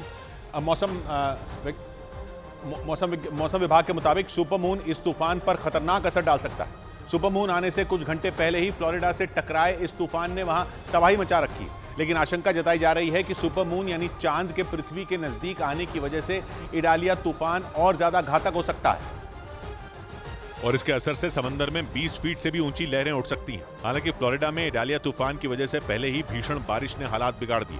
करीब 155 किलोमीटर प्रति घंटा की रफ्तार से चल रही हवाओं ने लोगों में खौफ पैदा कर दिया। इडालिया तूफान की वजह से प्रशासन ने समंदर के नजदीक के इलाकों में अलर्ट जारी कर दिया और वहां रहने वाले लोगों को सुरक्षित जगहों पर शिफ्ट कर दिया। इस बीच वहां के मौसम विभाग ने आशंका जताई कि सुपर मून की वजह से इडालिया तूफान और भी भयावह हो जाएगा, क्योंकि सुपरमून तब होता है जब चंद्रमा और धरती के बीच में दूरी सबसे कम हो जाती है और पूर्णिमा की रात होती है। इस दौरान पृथ्वी पर समंदर में ऊंची ऊंची लहरें उठने लगती हैं। उधर तुर्की के एर्जिंजन प्रांत में भारी बारिश के बाद सड़कों पर सैलाब आ गया। वहां की नदियों में उफान आ गया और हर तरफ कोहराम मच गया, जिसकी रोंगटे खड़े कर देने वाली कई तस्वीरें सामने आई, जिसमें पानी कई फीट ऊपर उठकर सड़कों और रिहायशी इलाकों में धावा बोलता नजर आया। लोग डर कर भागने लगे। भारी बारिश की वजह से वहां की नदियों का पानी अपनी हदें तोड़कर सब कुछ निगलने को बेताब दिखा। उसकी जद में जो भी आया वो तहस नहस हो गया। पानी के तेज थपेड़े किनारे पर लगी लोहे की ग्रिल को तोड़ते हुए निकल गए। एक तस्वीर में कई गाड़ियां खिलौनों की तरह बहती नजर आईं। एक तस्वीर ऐसी भी आई जिसमें पानी के बीच बवंडर उठता दिखाई दिया, जिसमें सड़क का एक बड़ा हिस्सा ही बह गया। कई इलाकों में पानी इतना ज्यादा भर गया कि वहां लोग फंस गए, जिन्हें निकालने के लिए वहां की रेस्क्यू टीम दिन रात का फर्क भुलाकर जुट गई। और इसी बीच चीन में कंस्ट्रक्शन साइट पर आई बाढ़ में मरने वालों की संख्या छिपाने पर 5 लोगों को हिरासत में ले लिया गया। मामला 21 अगस्त का बताया गया, जब वहां के सिचुआन प्रांत में बाढ़ आई और हर तरफ तबाही और बर्बादी पसर गई। मैदान में पानी की नदी बहने लगी। वहां खड़ी गाड़ियां और मशीनें भी पानी में भीगने लगी। कई लोगों की मौत की खबर भी आई, लेकिन चीन के मीडिया के मुताबिक उस कंस्ट्रक्शन साइट के अधिकारियों ने बाढ़ से हुई मौतों की सही संख्या नहीं बताई। उन्होंने 79 लोगों को बचाने का दावा किया, जबकि 6 लोग लापता बताए गए। लेकिन चीन के मीडिया के मुताबिक जांच में पाया गया कि उस कंस्ट्रक्शन साइट पर आई बाढ़ में 48 लोग लापता हुए थे, जबकि 149 लोगों को बचा लिया गया था। इधर दिल्ली के भजनपुरा इलाके में हरप्रीत गिल नाम के आदमी की बाइक सवार बदमाशों ने गोली मारकर हत्या कर दी। 36 साल के Harpreet Gill ecommerce company Amazon में सीनियर मैनेजर थे। बदमाशों ने इस वारदात को उस वक्त अंजाम दिया जब रात करीब 11:15 बजे वो अपने एक रिश्तेदार के साथ घर से कहीं जाने के लिए निकले। और आरोप है कि उसी दौरान स्कूटर और मोटरसाइकिल पर सवार 5 लड़कों ने उनका रास्ता रोक लिया। पुलिस के मुताबिक उन बदमाशों ने उन पर ताबड़तोड़ गोलियां चलानी शुरू कर दी। और रात को घर से खाना खाकर निकले थे, उसी दौरान हमलावर आए हैं और अचानक उन पर ताबड़तोड़ दोनों तरफ से फायरिंग की है। इस घटना में ई-कॉमर्स कंपनी अमेजॉन के सीनियर मैनेजर हरप्रीत गिल की मौत हो गई।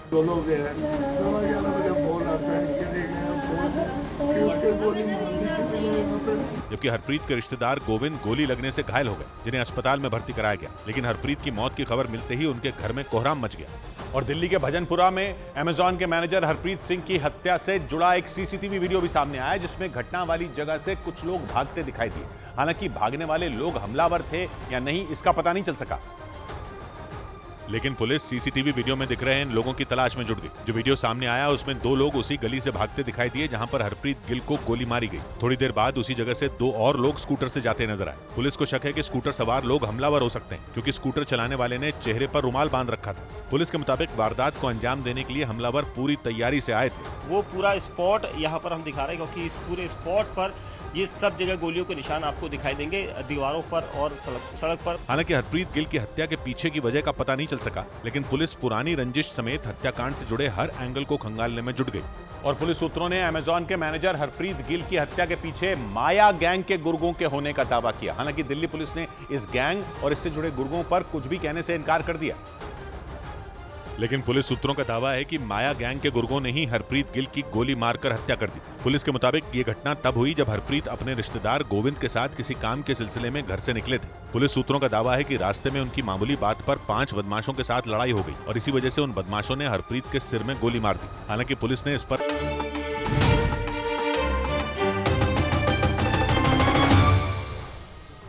ब्रेकिंग न्यूज आ रही है, चीन और ब्रिटेन के तनाव से जुड़ी। अमेरिकी मीडिया के मुताबिक चीन ने इस बार ब्रिटेन को ताइवान के मुद्दे पर बड़ी धमकी दे डाली। और चीन ब्रिटेन पर इसलिए भड़का क्योंकि ब्रिटेन की संसद ने ताइवान को एक आजाद देश बता दिया, जबकि चीन ताइवान पर अपना दावा करता है। इसलिए उसने ब्रिटेन को हद में रहने की चेतावनी दे डाली। चीन ने साफ कह दिया कि ताइवान उसका अभिन्न हिस्सा है और ब्रिटेन उससे दूर रहे तो ही अच्छा है। और चीन की इसी धमकी के बाद दोनों देशों के बीच तनाव बढ़ गया, क्योंकि ब्रिटेन की संसद में ताइवान को आजाद देश बताने पर चीन का गुस्सा 7वें आसमान पर पहुंच गया। अमेरिका के मीडिया के मुताबिक ब्रिटेन की संसद में विदेश मामलों की एक समिति ने अपनी एक रिपोर्ट में ताइवान का जिक्र एक स्वतंत्र देश के तौर पर किया। लेकिन यही बात चीन को चुभ गई। अमेरिका के मीडिया के मुताबिक ब्रिटेन की संसद में विदेश मामलों की उस समिति ने जैसे ही ताइवान को आजाद देश बताया, चीन का गुस्सा 7वें आसमान पर पहुंच गया। और चीन के विदेश मंत्रालय ने तुरंत उस रिपोर्ट पर नाराजगी जाहिर की। इतना ही नहीं, चीन ने ब्रिटेन पर दुनिया को गुमराह करने का आरोप भी मढ़ दिया।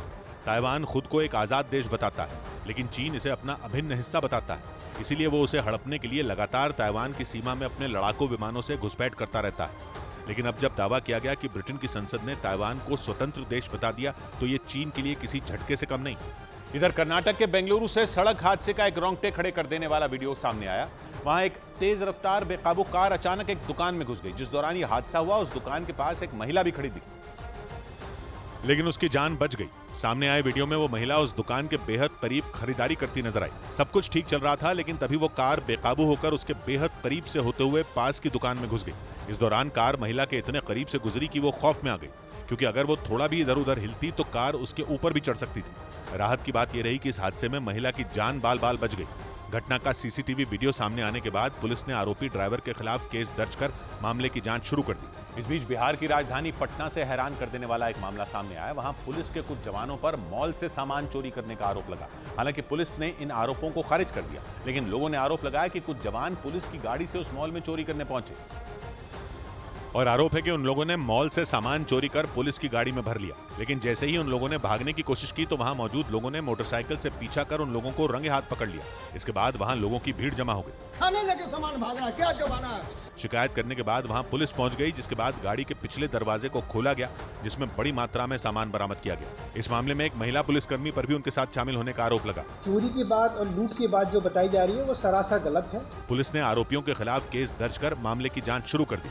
उधर जापान के फुकुशिमा न्यूक्लियर प्लांट से समुद्र में पानी छोड़े जाने पर छिड़े विवाद के बीच जापान की सरकार ने एक वीडियो जारी किया और इस वीडियो में जापान के प्रधानमंत्री फुमियो किशिदा अपने कुछ मंत्रियों के साथ खाना खाते दिखाई दिए। दावा किया गया कि वो सी फूड खा रहे थे और ये वीडियो चीन को जवाब देने के लिए जारी किया गया, क्योंकि फुकुशिमा न्यूक्लियर प्लांट से पानी समुद्र के जिस हिस्से में छोड़ा जा रहा है वहां का पानी दूषित होने का दावा किया जा रहा है। लेकिन जापान ये नहीं मान रहा कि पानी छोड़े जाने से समुद्र का पानी दूषित हो रहा है। जापान के पीएम फुमियो किशिदा ने जो खाना खाया वो समुद्र के उसी हिस्से से निकाले गए समुद्री जीवों से तैयार किए जाने का दावा किया गया। मतलब ये साबित करने की कोशिश की गई कि न्यूक्लियर प्लांट से छोड़ा जा रहा पानी रेडियो एक्टिव नहीं है और उसका समुद्री जीवों पर कोई असर नहीं हो रहा। जब से न्यूक्लियर प्लांट का पानी समुद्र में छोड़े जाने का फैसला हुआ है, दक्षिण कोरिया, चीन और उत्तर कोरिया में इस मुद्दे पर बवाल बचा हुआ है और यहां तक कि चीन ने तो जापान से आने वाले सी फूड पर ही बैन लगाने का ऐलान कर दिया। जापान बहुत बड़ी मात्रा में सी फूड निर्यात करता है और चीन के बैन का जापान के कारोबारियों पर बहुत बुरा असर पड़ने की आशंका जताई गई। लेकिन इससे बेपरवाह चीन ने जापान से सी फूड के इंपोर्ट पर पूरी तरह बैन लगा दिया। सी फूड में जहर घुलने की आशंका के कारण ही चीन में हिंसा तक भड़क चुकी है। जापान के दूतावास और जापान की सरकार के स्कूलों पर पथराव तक की घटनाएं हो चुकी हैं। इसीलिए जापान ने चीन के फैसले का कड़ा विरोध जताया और चीन पर भ्रम फैलाने का आरोप लगा दिया। यहां तक कि बैन के फैसले को WTO यानी वर्ल्ड ट्रेड ऑर्गेनाइजेशन के सामने ले जाने का दावा कर दिया। वर्ल्ड ट्रेड ऑर्गेनाइजेशन ये सुनिश्चित करने का काम करती है कि हर देश को व्यापार में अंतर्राष्ट्रीय कानूनों के हिसाब से बराबरी का मौका मिले। जापान का WTO के सामने पहुंचने का दावा इसलिए भी अहम है कि चीन जैसे बैन के फैसले पर कुछ और देश भी विचार कर रहे हैं। उधर जापान के फुकुशिमा पावर प्लांट का दूषित पानी समंदर में छोड़े जाने के खिलाफ दक्षिण कोरिया में लोगों का गुस्सा भड़क गया। वहां हजारों की संख्या में लोगों ने जापान के दूतावास के बाहर प्रदर्शन किया, जिसका एक वीडियो सामने आया जिसमें हाथों में जापान के खिलाफ पोस्टर लेकर हजारों की संख्या में लोग सड़कों पर धरना देते दिखे। दक्षिण कोरिया में जापान के दूतावास के बाहर इकट्ठा प्रदर्शनकारियों ने आरोप लगाया कि जापान अंतर्राष्ट्रीय कानूनों का उल्लंघन कर रहा है। एक रोज पहले चीन में भी लोगों का गुस्सा जापान के खिलाफ फूटा और कुछ लोगों ने जापान के दूतावास पर पथराव कर दिया। जापान का फुकुशिमा न्यूक्लियर प्लांट समंदर के करीब है और जापान सरकार ने प्लांट में जमा दूषित पानी समंदर में छोड़ने का फैसला किया, जिससे चीन, दक्षिण कोरिया, उत्तर कोरिया और हांगकांग टेंशन में आ गए। चीन, दक्षिण कोरिया और हांगकांग में तो कई जगह विरोध प्रदर्शन भी हुए। इधर उत्तर प्रदेश के मुजफ्फरनगर से दिल दहला देने वाला एक वीडियो सामने आया। वहां एक सांड ने एक सिपाही पर हमला कर दिया। ये घटना उस वक्त हुई जब वो सिपाही सड़क किनारे खड़ा था और तभी उस सांड ने उस सिपाही को जमीन पर जोर से पटक दिया। इस घटना का जो सीसीटीवी वीडियो सामने आया उसमें वो सिपाही सड़क किनारे खड़ा नजर आया। इसी दौरान वो सांड वहां से जाता दिखाई दिया, लेकिन जैसे ही वो उस सिपाही के पास पहुंचा उस सांड ने उसे अपने सींग से उठाकर जमीन पर पटक दिया। यह हमला इतना जोरदार था कि वो सिपाही हवा में उछलकर जमीन पर गिर गया। इसी बीच सांड ने दोबारा हमला करने की कोशिश की। गनीमत यह रही कि वो सिपाही वक्त रहते वहां से उठकर भाग गया, वरना उसकी जान भी जा सकती थी। सांड के हमले से उस सिपाही को काफी चोटें आईं। उधर हांगकांग के अखबार साउथ चाइना मॉर्निंग पोस्ट के मुताबिक चीन ने समंदर में अपने दुश्मनों की पनडुब्बियों का पता लगाने के लिए एक आधुनिक उपकरण बना लिया। दक्षिण चीन सागर में घुस जाने वाली अमेरिकी पनडुब्बियों को चीन अपने लिए बड़ा खतरा मानता है और इसीलिए चीन उनसे निपटने की तैयारी में जुट गया, क्योंकि सबमरीन के जरिए दुश्मन के इलाकों में आसानी से घुसकर किसी भी मिशन को अंजाम दिया जा सकता है। और पानी के अंदर इनकी सही लोकेशन का पता लगाना किसी भी देश के लिए आसान नहीं है। साउथ चाइना मॉर्निंग पोस्ट की रिपोर्ट के मुताबिक चीन ने समंदर में सबमरीनों को ढूंढने वाले जिस उपकरण का परीक्षण किया वो 6G तकनीक पर आधारित है और आकार में इतना छोटा है कि उसे किसी भी ड्रोन पर भी आसानी से फिट किया जा सकता है। ये डिवाइस पानी में पनडुब्बी के चलने की आहट से ही उसका पता लगा सकता है और दुश्मन की सबमरीन की सही लोकेशन मिलते ही उसे आसानी से तबाह किया जा सकता है। इस बीच पश्चिमी मीडिया के मुताबिक अमेरिका अब उत्तर कोरिया की मिसाइलों पर नजर रखने में दक्षिण कोरिया और जापान की मदद करेगा, क्योंकि उत्तर कोरिया के एक के बाद एक मिसाइल परीक्षणों ने उसके पड़ोसी दक्षिण कोरिया और जापान की नींद उड़ा रखी है। और दावा किया गया कि इसीलिए अमेरिका उनकी मदद करने में जुट गया। पश्चिमी मीडिया के मुताबिक उत्तर कोरिया के मिसाइल परीक्षणों पर नजर रखने के लिए दक्षिण कोरिया और जापान रेडार सिस्टम का इस्तेमाल करते आए हैं, लेकिन दावा किया गया कि अमेरिका ने दोनों देशों के साथ अंतरिक्ष से निगरानी करने वाली तकनीक साझा करने का फैसला कर लिया, जिसे रेडार के मुकाबले ज्यादा सटीक और कारगर माना जाता है। पश्चिमी मीडिया के मुताबिक उत्तर कोरिया की मिसाइलों से जिन देशों को खतरा है उनमें दक्षिण कोरिया और जापान सबसे ऊपर है। ऐसे में दावा किया गया कि अमेरिका से मिसाइलों की निगरानी करने वाली मजबूत तकनीक मिलने पर दोनों देशों को उत्तर कोरिया से निपटने में मदद मिलेगी। इधर उत्तर प्रदेश के संभल से हैरान कर देने वाला एक वीडियो सामने आया, जिसमें दो लड़के एक लड़के की बेरहमी से पिटाई करते नजर आए और इस दौरान वहां लोगों की भारी भीड़ इकट्ठा हो गई, लेकिन वहां खड़े लोग बस तमाशबीन बने रहे, जबकि दोनों आरोपी हाथ में बेल्ट और लाठियां लेकर बीच सड़क उस लड़के को पीटते रहे। जिसके बाद कुछ लोग आगे आए और उन्हें रोका। बताया गया कि उन लड़कों में यात्री बिठाने को लेकर विवाद शुरू हुआ, जिसके बाद बात इतनी बढ़ गई कि हाथापाई तक पहुंच गई। हालांकि इस घटना का वीडियो वायरल होते ही पुलिस ने केस दर्ज कर पिटाई करने वाले उन दोनों आरोपियों को गिरफ्तार कर लिया। इस बीच बिहार के वैशाली जिले में ट्रिपल मर्डर से सनसनी फैल गई। वहां एक आदमी पर अपनी पत्नी और 2 बेटियों की गला रेतकर हत्या करने का आरोप लगा, जिसकी वजह से पूरे इलाके में हड़कंप मच गया। ये दिल दहला देने वाली वारदात वैशाली जिले के कांजीपुर थाना क्षेत्र में मौजूद चांदी गांव की है। आरोप लगा कि वहां लाल बाबू राय नाम के उस आदमी ने रात के वक्त अपनी पत्नी और 2 बेटियों की धारदार हथियार से गला रेतकर हत्या कर दी। पुलिस के मुताबिक वो आरोपी उसी बेड के नीचे नशे में बेहोश मिला, जिसके ऊपर उसकी पत्नी और दोनों बेटियों के खून से लथपथ शव पड़े थे। यह पता अभी नहीं चल पाया है कि किस कारण से की गई, इसका हम लोग पता कर रहे हैं। आरोपी को पकड़ने के बाद पुलिस ने वारदात में इस्तेमाल किए गए हथियार को भी बरामद कर लिया और मामले की जांच में जुट गई। उधर दुनिया के सबसे अमीर आदमी और सोशल मीडिया प्लेटफॉर्म ट्विटर के मालिक इलॉन मस्क एक वीडियो गेम कंपटीशन के दौरान घिर गए। सोशल मीडिया प्लेटफॉर्म ट्विटर का इस्तेमाल करने वाले लोगों ने इस दौरान इलॉन मस्क की जमकर आलोचना की और ट्विटर को वापस लाने की मांग कर दी। मीडिया रिपोर्ट के मुताबिक इस वीडियो गेम कंपटीशन में इलॉन मस्क अपने बेटे के साथ शामिल हुए थे। गेम के दौरान मस्क को लगभग 4 सेकंड के लिए कैमरे पर दिखाया गया, जिसके बाद वीडियो गेम में शामिल लोगों ने उन्हें घेर लिया। लोगों ने ट्विटर में किए हुए बदलावों पर नाराजगी जाहिर की। जिसके बाद कुछ सेकंड की इस वीडियो क्लिप को जैसे ही एक शख्स ने ट्विटर पर पोस्ट किया, कुछ ही घंटों में उसे लगभग 1.5 करोड़ व्यूज मिल गए। पिछले साल इलॉन मस्क ने सोशल मीडिया प्लेटफॉर्म ट्विटर को खरीदा था, जिसके बाद उसमें कई बड़े बदलाव किए गए, यहाँ तक कि उसका नाम और लोगो तक बदल दिया गया। इस बीच अमेरिका में 2024 में होने वाले राष्ट्रपति चुनाव से पहले सोशल मीडिया प्लेटफॉर्म ट्विटर पर राजनीतिक विज्ञापनों की फिर वापसी हो गई। इससे पहले साल 2019 में ट्विटर के राजनीतिक विज्ञापनों पर प्रतिबंध लगा दिया था, लेकिन ट्विटर के मालिक इलॉन मस्क ने ऐलान कर दिया कि चुनाव से पहले अमेरिका के राजनीतिक उम्मीदवार और पार्टियां एक बार फिर ट्विटर के प्लेटफॉर्म पर अपने विज्ञापन दिखा सकते हैं। मस्क के मुताबिक अगले साल के चुनाव से पहले ट्विटर अपनी सुरक्षा और चुनाव पर नजर रखने वाली टीम को बढ़ाएगा, ताकि इस प्लेटफॉर्म पर झूठी और गुमराह करने वाली जानकारियां देने वाले विज्ञापनों पर रोक लगाई जा सके। उधर न्यूज वेबसाइट द क्रेडल के मुताबिक भारत की मदद से फ्रांस ने अल्जीरिया से बदला ले लिया। अफ्रीकी देश अल्जीरिया लंबे वक्त से ब्रिक्स संगठन में शामिल होना चाहता है, लेकिन फ्रांस ने भारत से वीटो का इस्तेमाल करवाकर इस संगठन में उसकी एंट्री पर रोक लगवा दी, क्योंकि अल्जीरिया को फ्रांस अपना दुश्मन मानता है। अल्जीरिया अपने आसपास सेनेगल, माली, नाइजर और सूडान जैसे देशों में लगातार अपना प्रभाव बढ़ाता जा रहा है। लंबे वक्त तक इन देशों पर फ्रांस ने राज किया था। फ्रांस का आरोप है कि पश्चिमी देशों के खिलाफ इन देशों को अल्जीरिया ही भड़काता है। न्यूज वेबसाइट द क्रेडल के मुताबिक हाल ही में नाइजर में भड़की हिंसा के दौरान फ्रांस के सैन्य विमानों को अल्जीरियाई हवाई क्षेत्र में उड़ान भरने की अनुमति भी नहीं दी गई थी, जिससे फ्रांस का गुस्सा भड़क गया। जिसके बाद फ्रांस इस कोशिश में जुट गया कि किसी भी हालत में अल्जीरिया की एंट्री ब्रिक्स में ना हो सके।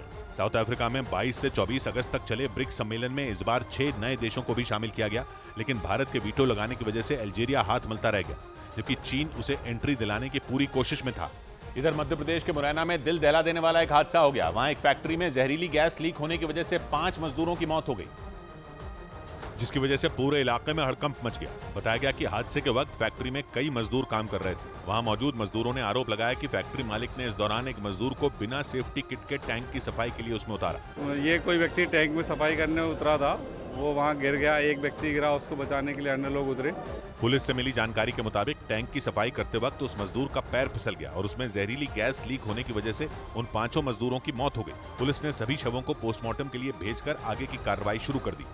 इस बीच राजस्थान के कोटा में खुदकुशी रोकने के लिए छात्रों के कमरों में स्प्रिंग वाले फैन लगाए जाएंगे। दावा किया गया कि उन पंखों की मदद से खुदकुशी करने के मामलों को रोका जा सकता है और इसलिए छात्रों के कमरों में स्प्रिंग वाले फैन लगाए जाएंगे, क्योंकि वहां छात्रों की खुदकुशी के ज्यादातर मामलों में पंखों से लटककर जान देने की बात सामने आई। इसलिए प्रशासन के आदेश के बाद वहां के छात्रों के कमरों में स्प्रिंग वाले फैन लगाए जाएंगे। ऐसा इसलिए क्योंकि स्प्रिंग की तरह खींचने वाले इस तरह के पंखों पर 20 किलो से ज्यादा का वजन आते ही वो खिंचकर नीचे आ जाते हैं, जिससे छात्रों की जान बच सकती है। तो भी उसको चोट नहीं आएगी। कोटा में मेडिकल और इंजीनियरिंग एंट्रेंस की तैयारी करने के लिए देश के कई हिस्सों से छात्र आते हैं, लेकिन वहां छात्रों की खुदकुशी के बढ़ते मामलों ने प्रशासन की चिंता बढ़ा दी। इसीलिए वहां हॉस्टल और पीजी हाउस चलाने वालों को स्प्रिंग वाले फैन लगाने के निर्देश दिए गए। उधर अमेरिका में कोरोना वायरस के बढ़ते मामलों के बीच राष्ट्रपति बाइडेन ने नई वैक्सीन बनाने की अनुमति दे दी। ऐसा इसलिए क्योंकि अमेरिका में कोरोना के एक नए वेरिएंट की वजह से मामलों में तेजी से उछाल देखने को मिला, जिसके बाद वहां के स्वास्थ्य विभाग ने चेतावनी जारी कर दी, क्योंकि यह नया वेरिएंट तेजी से लोगों के बीच फैलने लगा। बताया गया कि इस नए वेरिएंट की वजह से कोरोना के मामले 24% बढ़ गए। अमेरिका के स्वास्थ्य विभाग के मुताबिक अगस्त की शुरुआत में कोरोना संक्रमित मरीजों में पिरोला वेरिएंट के लक्षण पाए गए थे, जिसके बाद इनकी संख्या अचानक बढ़ गई। अमेरिका के स्वास्थ्य विभाग के मुताबिक इस नए वेरिएंट पर बूस्टर डोज भी काम नहीं कर रहा, जिसकी वजह से राष्ट्रपति बाइडेन ने नई वैक्सीन बनाने की अनुमति दे दी। दावा किया गया कि ये वैक्सीन अगले महीने अमेरिका के लोगों को लगने लगेगी। इधर छत्तीसगढ़ में कांग्रेस विधायक और राज्य के आबकारी मंत्री कवासी लखमा ने बीड़ी की जमकर तारीफ की। कवासी लखमा छत्तीसगढ़ के नक्सल प्रभावित इलाके सुकमा से हैं, जहां आदिवासी समुदाय की बहुत बड़ी तादाद है, जिनकी रोजी रोटी का बहुत बड़ा जरिया तेंदुपत्ता है। वही तेंदुपत्ता जिससे बीड़ी बनाई जाती है। हालांकि छत्तीसगढ़ के मंत्री कवासी लखमा बीड़ी से पहले शराब की भी तारीफ कर चुके हैं। बीड़ी कोई गलत काम तो है ही नहीं, अफीम तो है ही नहीं, गांजा तो है ही नहीं, ये तो बीड़ी फैक्ट्री लोग मांग करते हैं। इस बीच हरियाणा के कुरुक्षेत्र से चोरी का हैरान कर देने वाला एक वीडियो सामने आया है, जिसमें 2 चोर एक घर के अंदर बेखौफ होकर चोरी करने के लिए घुसते दिखे और उन चोरों की तस्वीरें वहां लगे सीसीटीवी कैमरे में रिकॉर्ड हो गई, जिसमें वो दोनों घर के अंदर जाते नजर आए। सीसीटीवी वीडियो में दिखाई दे रहे उन दोनों चोरों ने खुद को पांव से लेकर सिर तक ढक रखा था ताकि उनकी पहचान न हो सके।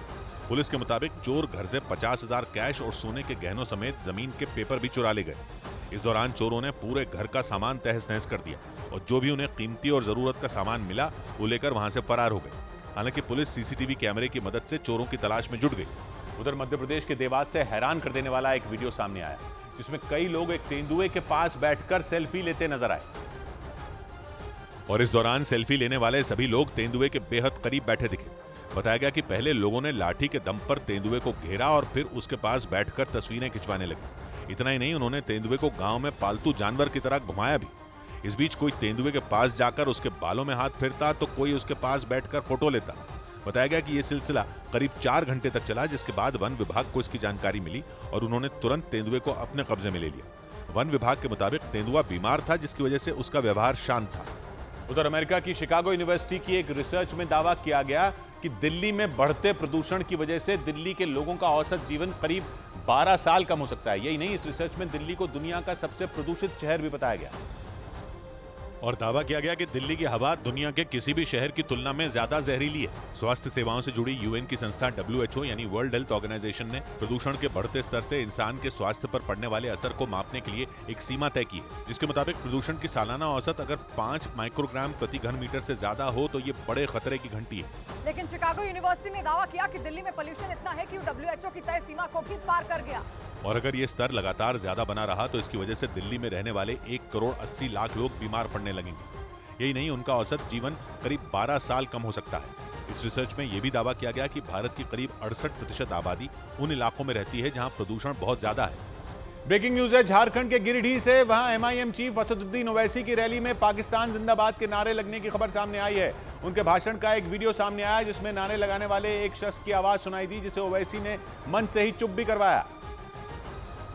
कभी कुछ हो जाता है तो शाकर दौड़ कर चीखे मारता है।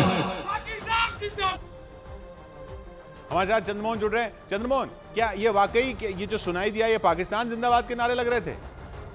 बिल्कुल, देखिए, और जैसा कि आवाज में भी सुनाई दे रहा है, डुमरी विधानसभा क्षेत्र का उपचुनाव का प्रचार चल रहा है और उसी के प्रचार के लिए आज AIMIM प्रमुख असदुद्दीन ओवैसी पहुंचे थे और जहां पर वो एक जनसभा को संबोधित कर रहे थे, उसी दौरान यह नारे लगे। हालांकि जैसे ही नारा लगा, ओवैसी ने तुरंत उस जिसने जो नारा लगाने वाला था उसको उन्होंने वहीं पर फटकार लगाई और उसके बाद जब वो मंच से बाहर निकले उस समय भी कुछ लोगों ने इसको लेकर विरोध जताने की कोशिश की। हालांकि असदुद्दीन ओवैसी आराम से वहां से निकल गए हैं और जहां पर वो खत्म हो गया। पर ये ऐसा तो नहीं कि कोई वीडियो में छेड़छाड़ की गई हो, आवाज डाली गई हो, क्योंकि पहले भी ऐसा कई बार सामने आ चुका है, या तो कोई कुछ और बोल रहा होता है और उसको पाकिस्तान जिंदाबाद मान लिया जाता है, ये भी फिर दलील दी जाती है। इस बार ये वहां पर ऐसा हुआ, आप कह रहे हैं? बिल्कुल ऐसा ही हुआ है, क्योंकि वहां पर डुमरी विधानसभा का उपचुनाव होना है और उसी के चुनाव प्रचार के लिए गए हुए थे, जहां पर ये नारे लगे हैं और जो वहां पर लोग मौजूद थे उन लोगों ने भी इसका विरोध किया है। हालांकि जैसे ही यह नारा असदुद्दीन ओवैसी को सुनाई दिया, उन्होंने तुरंत फटकार लगाई जो वहां पर नारे लगाने वाला युवक था उसको, और उसके बाद जब वो मंच से निकले उस समय भी उन्होंने सख्त हिदायत दी कि इस तरह की नारे नहीं लगने चाहिए। शुक्रिया चंद्रमोहन आपका। इधर चंद्रयान 3 मिशन की कामयाबी के बाद पूरी दुनिया में भारत की स्पेस साइंस के अलावा भारत की कूटनीति की चर्चा का विषय बनी हुई। केंद्र सरकार के मुताबिक इसरो के इस मिशन की कामयाबी में दुनिया के कई देशों और एजेंसियों की भूमिका रही। मतलब ये कि स्पेस में अंधी और गला काट रेस के बावजूद दुनिया की बड़ी ताकतें भारत के साथ कंधे से कंधा मिलाकर खड़ी रहीं। केंद्र सरकार की कूटनीति का नतीजा ये रहा कि कई एजेंसियों ने आगे आकर इसरो की मदद की। ESA यानी यूरोपियन स्पेस एजेंसी के फ्रेंच गयाना के कुहू में लगे 15 मीटर के एंटेना और गुनहिली अर्थ स्टेशन में लगे 32 मीटर के एंटेना की मदद से चंद्रयान 3 के साथ संपर्क साधने में मदद मिली।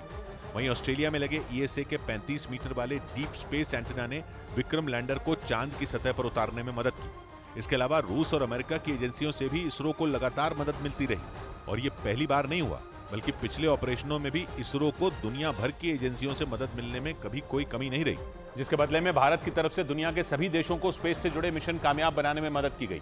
यानी एक दूसरे के साथ चल रही प्रतिस्पर्धा के बावजूद भारत की कूटनीति सहयोग करने और साथ चलने की रही, जिसके लिए भारत के वैज्ञानिकों ने दूसरे देशों की मदद करने में कभी कोई झिझक नहीं दिखाई। सार्क देशों की मदद के लिए भारत ने कम्युनिकेशन और ब्रॉडकास्टिंग सैटेलाइट अंतरिक्ष में भेजी। अफगानिस्तान, बांग्लादेश, भूटान, नेपाल और श्रीलंका जैसे देशों के लिए नेविगेशन में सहयोग किया। इसरो की कमर्शियल संस्था एंट्रिक्स कॉर्पोरेशन तो ब्रिटेन, अमेरिका और कनाडा जैसे देशों की सैटेलाइट भी अंतरिक्ष में भेज चुकी है। मतलब ये कि एक हाथ से इसरो मदद का हाथ बढ़ा रहा है, दूसरे हाथ से सहयोग ले रहा है। इसीलिए चाहे भारत के स्पेस मिशन हो या दुनिया की बाकी संस्थाओं के बड़े मिशन हो, पूरी दुनिया को उसके नतीजों का फायदा मिल रहा है।